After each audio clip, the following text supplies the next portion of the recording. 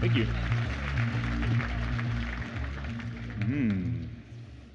Hello.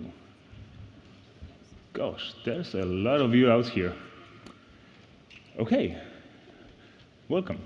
Thank you for coming. Today we'll talk about testing Angular applications at scale.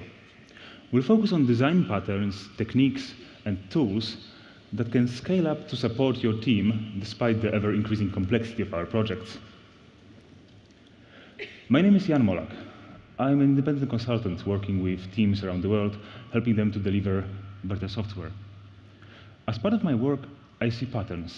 I see certain things that work. And what I tend to do with those is I like to share them with the wider community. And what I particularly love about the Angular community is that testing and quality has always been at the very heart of the Angular project. So let me tell you about some tools and some practices that you can use to make your lives just a little bit easier.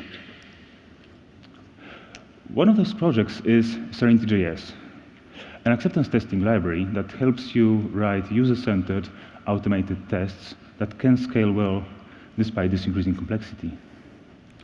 And you can use it together with Protractor, with Mocha, or Cucumber, and you'll find it particularly useful if you're working on large-scale projects in complex business domains. But it's not just the library that I want to share with you today.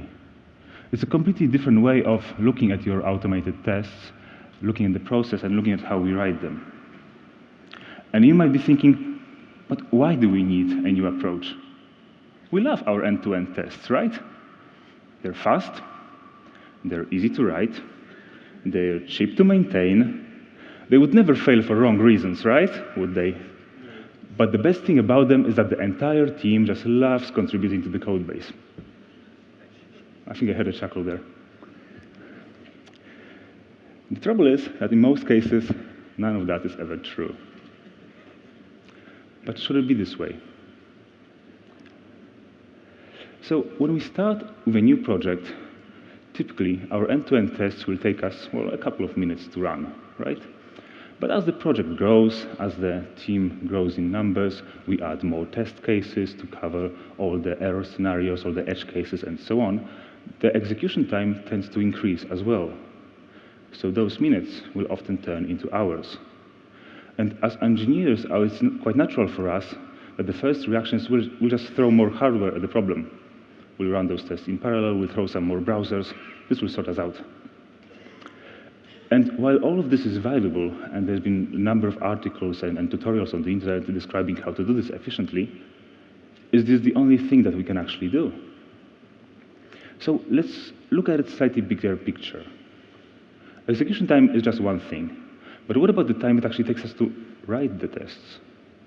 So typically, this can take hours or even days in certain complex domains.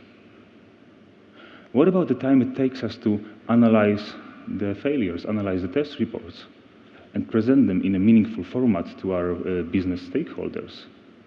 Very often here, this can take hours or days. Now, what about the time it takes us to maintain our code base? Well, here, days can turn into weeks, weeks into months, and our life into misery. Now, this is crazy, but does it have to be this way? You see, in my view, the difference between scalable tests and the world of pain is design. But when we think about automated tests, we hardly ever think about them as production software. We think about them as scripts or something inferior, right? Something where good design practices don't need to apply. Yet over time, as our code base grows, instead of supporting the team, those tests become a burden. They slow us down. And we might sometimes end up in a situation where fixing those flaky tests will take us more time than working on the actual application, on delivering value to the customers. So what goes wrong, and how do we fix that? So let me take you through an example of writing some automated tests for the Journey Planner, a simple yet non-trivial app. And I do promise you there will be no to-do lists in those examples this time. So let's imagine for a minute that the Journey Planner, as you can find it on the Transport for London website, is an Angular application. On the surface, is just a simple widget. It's just a form, right? A couple of input boxes. So how would we describe the steps involved in testing the following scenario? Let's say we have a commuter, and the commuter wants to travel from Waterloo to Canary Wharf at 9 a.m., and the journey planner should tell them that the best option is to take the 8:59 Jubilee Line train. So what would we need to do as a commuter? Well, first, obviously, we would need to open the journey planner. Then we would need to choose the station of origin, in our case, Waterloo. And you'll notice that as I enter the letters into the input box, a small list of suggestions appears, right? And you'll notice that Waterloo matches several options on this list. So what I can do next, I can pick the first suggestion from the list. Well, how would I do that as a user? Well, first I would need wait for the suggestions to load. Then I can use my keyboard to press the arrow down, press return, and confirm my selection.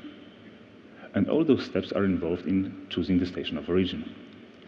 Now, I can repeat the same process to choose my destination. So again, I enter the value, I pick the most suitable option from the list, and I move on. Now, choosing the time of departure is slightly more involved, because now I need to click on the change time link, I need to click on the leaving button to indicate that I'm interested in the type of departure rather than arrival. Then I can select the 9 o'clock from the drop-down, and I'm done. I can finally confirm my selection, which means, again, clicking the button and waiting for the results to load. With the results in place, I can finally perform the verification, so I should be able to see the train. But at the high level, those are just 6 things that we need to do as a user. So we've got those 6 business domain-specific, user-centered tasks that we need to perform in order to complete the scenario. And surely, if we are testing the journey planner, those tasks will be reused across a number of other scenarios, because they'll be fairly common. So it's important for them to be reusable. So how would we script this test? And you might have noticed that I'm using the term test script as derogatory. So let's start with some testing tools. So if we follow the Angular testing guide on the Angular website, we learn that we should be using Protractor to run and write our end-to-end tests. That end-to-end tests should explore the applications as user experience it. And we'll also promise more stable and faster scenarios if we choose to use Protractor. Sounds awesome. I'm sold. And if you think about it, Protractor is a great tool. It's basically a wrapper around WebDriver that gives us some additional functionality supporting Angular projects. So let's write some beautiful code using Protractor. So typically, the first thing you'll see in a box standard raw Protractor test is a lengthy preamble specifying all the interactive elements that we want to be using in our scenario. And as you can see, even though the scenario is fairly straightforward, there's already quite a few of those elements that we need to be using. But with this out of the way, we can finally open the browser at the website that we're interested in. We can send some keys into the origin field, where send keys is Protractor speak for entering the text into a field. Then we need to wait for a box to appear. We need to specify the timeout. Then we can send some more keys. Then we can copy and paste the same flow and do the same thing for the destination. And hopefully me saying that we have to copy and paste some stuff should already make the alarm bells in your head go off. Then we can change time link click, we can leaving button click, and we can time selector element by CSS containing text option click. So that's what those tests typically look like. They're repetitive, they're boring, and it's very difficult to figure out what they're all about. And to put a cherry on top of that, let's finish with this lovely assertion that verifies that we can see the correct journey. So if we take a step back to admire our wonderful creation, we'll see this. We'll still have those 6 tasks, those 6 important tasks from the point of view of the user, but they're buried somewhere in about 36 lines of noise, of code that's sole purpose is to manage the browser, to manage the state. And if you think about it, very often we blame Protractor for this sorry state of affairs. We blame the tool. But I don't disagree. I don't think it's a trouble with Protractor. It's just how we use it. Now, very long time ago, Simon Stewart, the creator of WebDriver, has said that if you have WebDriver APIs in your methods, you're doing it wrong. And the very same thing applies to Protractor. A test system, just like any other software system, it needs design. The design needs to be conscious. The system needs abstraction. It needs patterns. And especially if we want the tests to be reusable, if we want them to work on a large scale, on an enterprise scale. But what patterns can we apply? So one of the common approaches to this problem is to use the page objects pattern. And that's the thing that Simon Stewart, again, described in 2009 on the original Selenium wiki. And if you think about it, 2009 was when Angular 1 came out and still had this ugly orange and blue website, right? So that was about that time. So the idea here is that we should represent the structure of our application using an object model. Okay, again, 2009, so how relevant it is to our applications nowadays. So in our case, we could think of at least two page objects. We could have one that represents the journey planner, and we could have one that represents journey results. So how would we implement those? Now, a typical page object, such as a journey planner, would have two responsibilities. The first responsibility is to describe the structure of interactive elements that we will need to be using in our page object. The second responsibility is to describe the actions that the user will need to perform. So what we can do, we can move those locators from our test script into page objects and define those as private fields in our class.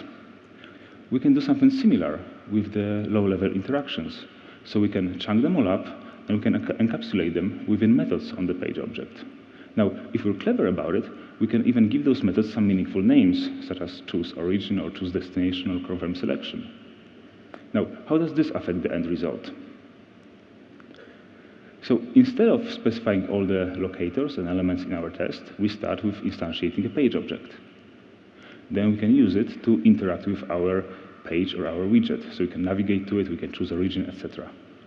Now, as you remember, confirming the selection leaves us on a different page. So then again, we need to instantiate a new page object that represents the other page, and we can use that to perform the assertion. And it doesn't look too bad on the surface. But what's going on under the hood? So over time, those page objects tend to become fairly large. And the primary contributor to this is the fact that they will define different actions that the user can perform on the page objects, different variations of those actions. Our widgets become more complex, so we add more selectors. Obviously, we can add more page objects to represent the smaller parts of the widget, but then how do we structure that? And the whole thing becomes a little bit of a mess. Not to mention that the page object needs to be kept in sync with the actual widget or page that it represents.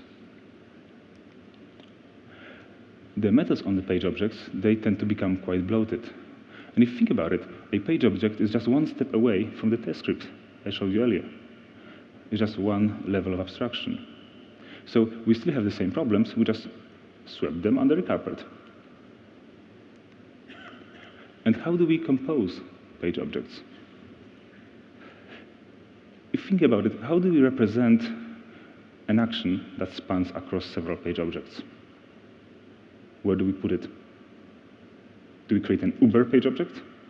That makes no sense, right? We could have some helper methods, but yeah, then we have helpers for helpers.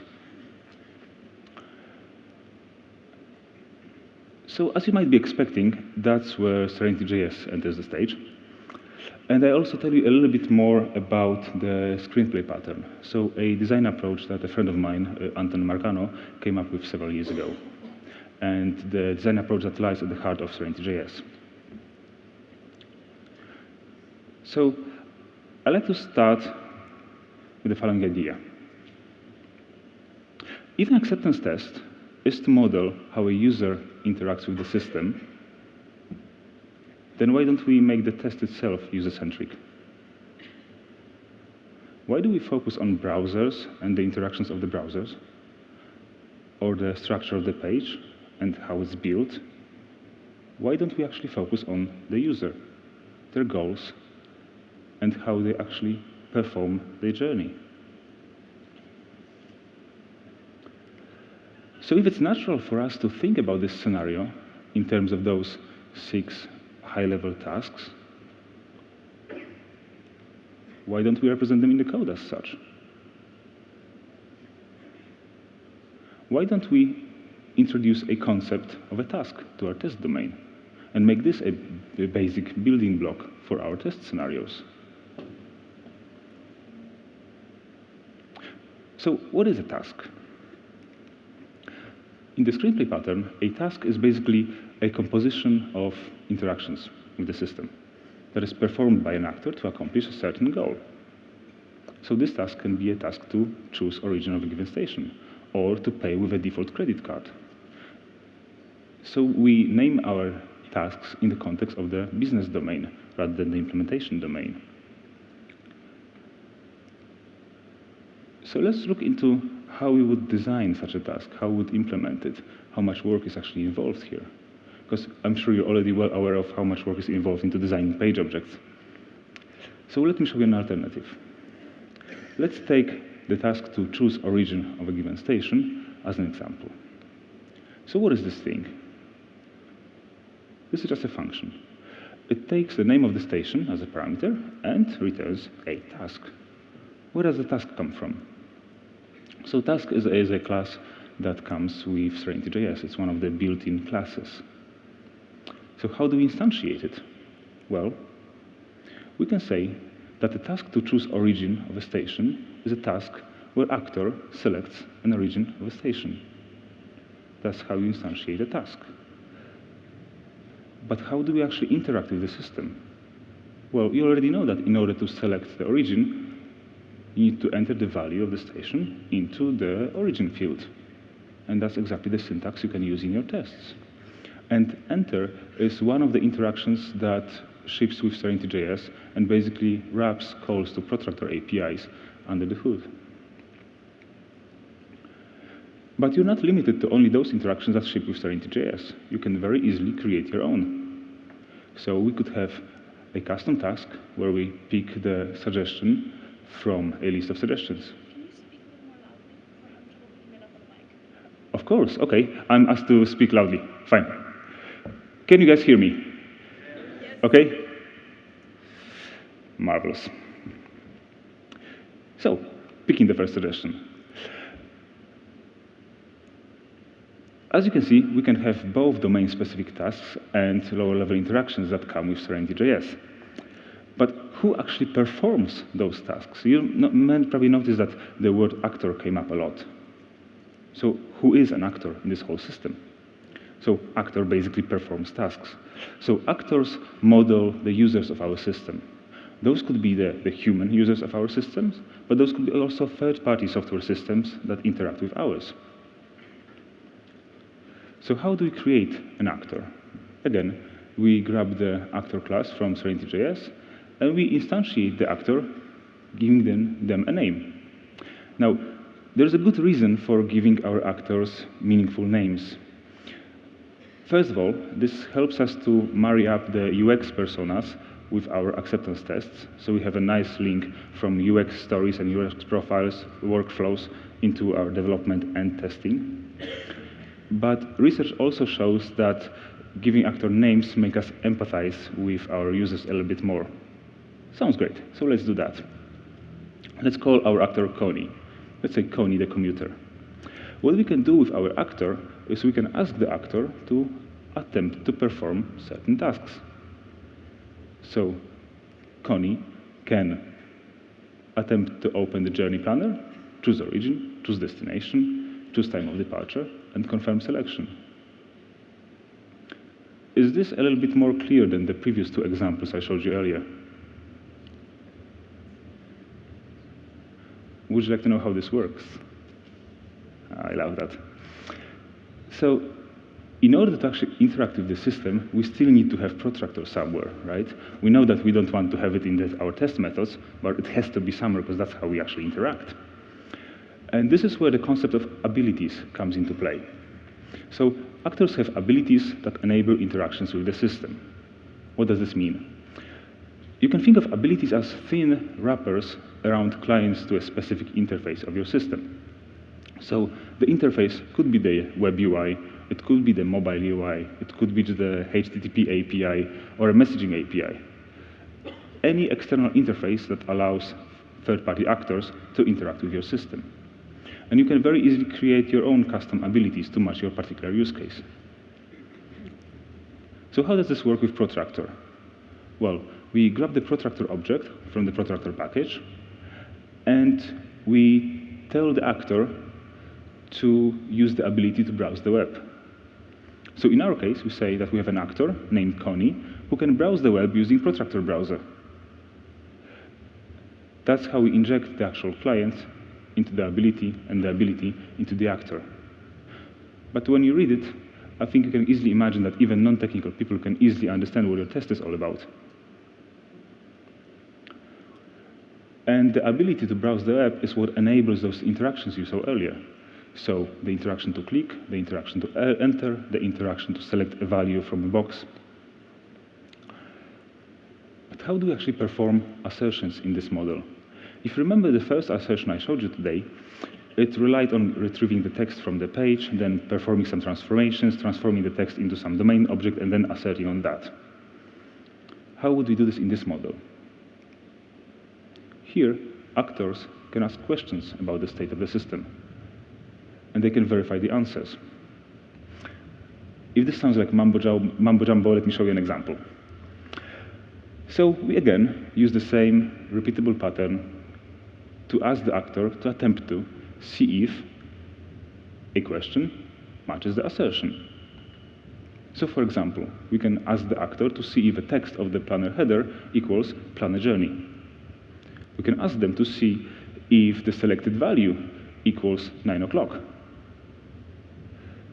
But more importantly, we can create our custom domain-specific questions and assertions.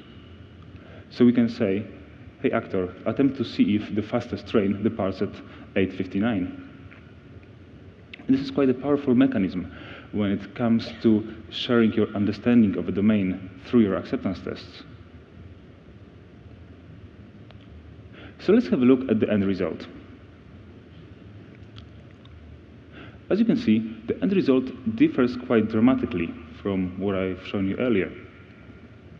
Each task that we have in our test has an obvious and single responsibility. The intent of the task is crystal clear. With tasks as building blocks, you have tests that are easy to write, that are very easy to compose, that are very cheap to maintain. They're also very easy to share, because each one of those is just a function creating an object. You can package them up into an NPM module, you can share it very easily. You don't have any other external dependencies.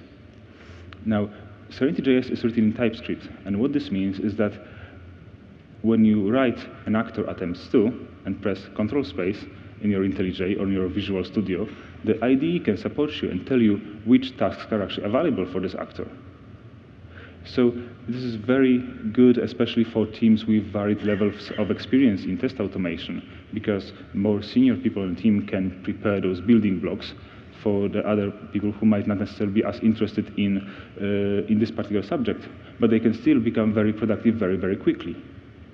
Actor attempts to, control space, open journey planner, choose origin, etc. I can assemble those scenarios in minutes. Another thing is that each one of those tasks is unit testable. So if you have any more involved interactions, then you can test those tasks and make sure that they work before you share them with other teams at your company. But what it also means is that if I was to build a widget and share this widget, I can also prepare tasks for it and ship the widget together with the test tasks. So another team can use those tasks to write their tests, their end-to-end test of the entire system. So for example, I can also chunk up, so I can take those tasks and create a higher order one. And then I can take it from here. So I can say, actor attempt to plan a journey from Waterloo to Canary Wharf, departing at 9, and buy a ticket.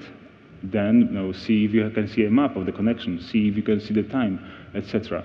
So this model leads to a very reusable, very cheap to maintain code. And also, the pattern itself, it's very easy to understand. It's very easy to get. I think you probably already have memorized it, haven't you? And what Serenity JS gives you is a foundation to build upon. So you get the actors, you get the basic classes, and based on those, you can create something that's specific to your domain. But there's one more thing. Having great modeling tools is important. But how do we actually share those test results with others? Not everybody is comfortable with reading the code. And how do we ensure that when the test fails, we actually know which part of the code is affected, which feature, more importantly, which business capability?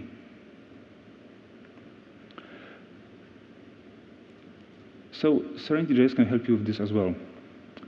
So what we do is we gather the information that you've added in your tasks, so the descriptions of the tasks, the descriptions of the questions. We capture the information from your Cucumber files or your Mocha files to create those comprehensive reports of your test execution, which can be presented in a HTML format. So you'll see here that every task and every subtask of that task can be reported, together with the execution time, etc. Now, if any of those tasks fail, what you will also see, you will see a breakdown of which task has failed. You'll see a screenshot, optionally if you enable those. You see a screenshot of the state of the system as it was at the time of the failure. And you also see which feature of the system is affected. And if you think about it, this is quite a powerful mechanism.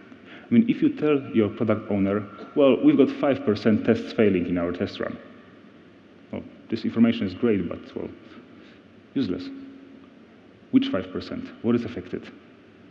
If I can just point them to a report showing them that, hey, we've got 2 tests failing and it looks like the checkout is broken, that's actually quite important, right? And this can lead to a very quick business decision. Should we go live with this? God, no. But the information about the percentage? Meh. Whatever. Yeah, we'd probably leave that. 95% is green, so it's great. So what I would like you to do next is to take your phones and take a picture of the next slide. And I'll try to get out of the picture. Take those questions together with you to your office and have a look at your code base. Have a look at your end-to-end tests. And try to think, how much time do I actually spend maintaining the tests? And it's not just updating them. How much time do I spend fixing the flaky ones? How many times a day do I need to go back to them? How many times do I actually complain about those? Am I modeling my users' interactions with the system, or how the system is built? What am I doing with those tests? And is it the right thing to do? And can I share elements of my test framework with others? Is it easy? Would they actually want to do it? Would they like to use it? And how much duplication and dead code is there in my tests? And do I know? And what about finding the issue when a test fails? What about the amount of time it takes me to update the test when the system changes? And more importantly, can I use my current test suite to drive the design of the system, in a proper TDD fashion? Does it allow me to do it? And more importantly, is the right time to find a better approach? So the thought I would like to leave you with is that throwing more hardware and more browsers at the problem will definitely improve some things. But are those the most important things to improve? So design of your tests affects their scalability. Try to make your tests scalable by design. Thank you so much.